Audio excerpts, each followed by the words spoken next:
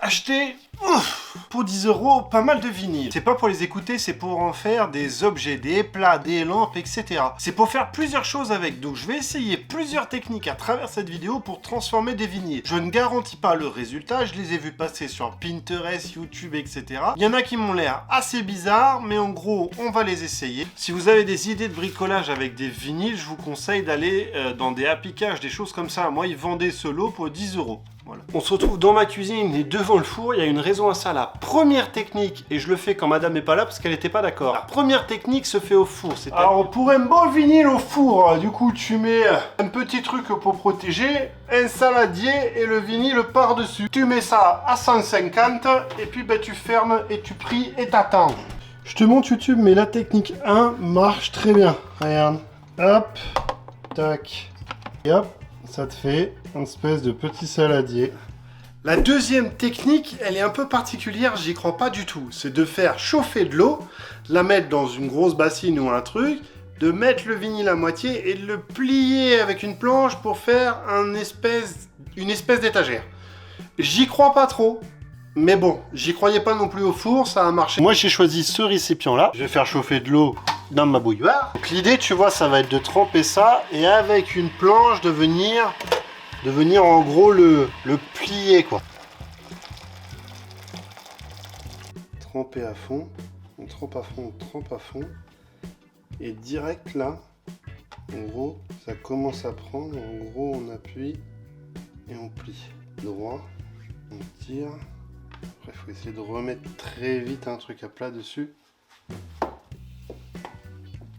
Là, je sais pas si tu vois, je le travaille juste à côté. En train de l'écraser à fond pour qu'il essaye de prendre la forme. Putain, on est sur quelque chose de bien là. Attends, là il rebique. Parce que si ça rebique, je mets un peu dans le chaud et je peux le retravailler. Putain, je crois en plus, hein, on remet un peu dans le chaud là et on peut le retravailler un peu. Putain, le deuxième, je suis vraiment content du résultat. Regarde, on a un truc ici qui est quand même pas trop mal. Ici, on a une pliure, ça va. Et ça ondule pas trop comparé à l'autre. Hein, le papier qui est là, je sais pas s'il va bien sécher, s'il va s'abîmer ou autre. Mais en gros...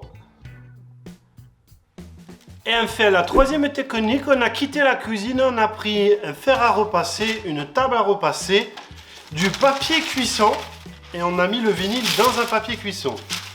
Voilà. Et puis on va faire chauffer pour pouvoir le plier. J'ai pris une planche plus grande histoire de vraiment bien le plier juste en dessous de la jointure et je vais le ramener.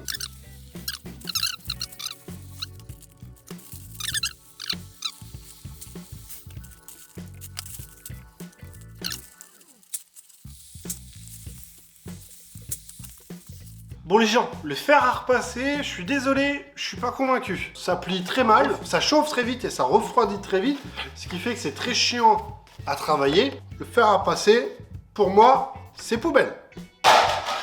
La dernière technique est avec un décapeur thermique, je crois que ça s'appelle comme ça, j'ai un doute, mais en gros c'est un truc qui permet de chauffer extrêmement vite.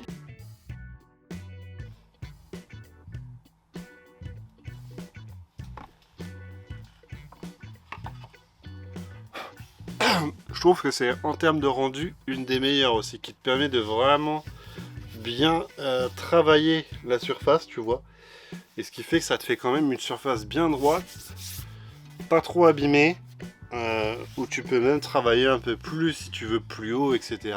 YouTube, je sais pas si t'as kiffé, mais je t'ai montré 4 techniques, plus ou moins on va dire 3, pour pouvoir bricoler, fabriquer des trucs avec des vinyles. Moi j'en ai fait des étagères, j'en ai fait des corbeilles de fruits, et après je vais essayer de travailler un peu plus mon imagination pour les transformer différemment, autrement, et développer un peu plus les techniques que j'ai appris aujourd'hui. En tout cas, si tu as kiffé cette vidéo, tu peux t'abonner, mettre un petit like.